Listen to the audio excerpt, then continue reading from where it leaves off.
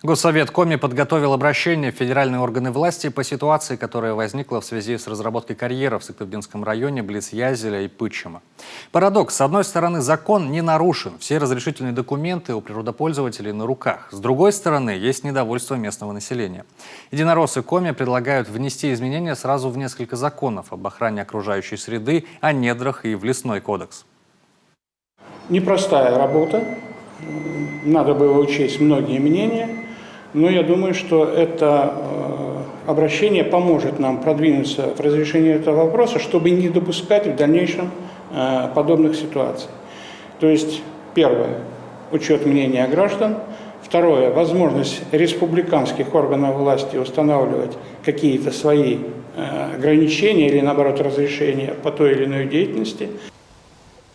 Пока что все это регулируют федералы. В обращении также есть просьба расширить возможность выделения зеленых зон. Сейчас их можно выделять только вокруг городов. В законодательстве были упущены сельские муниципалитеты. Так, например, Сыктывдинский район мог бы сам определить, где нельзя добывать полезные ископаемые.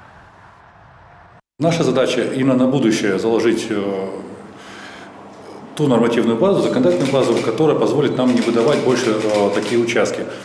Плюс выполнить задание главы о 10 километрах вокруг населенных пунктов не добычи полезных ископаемых.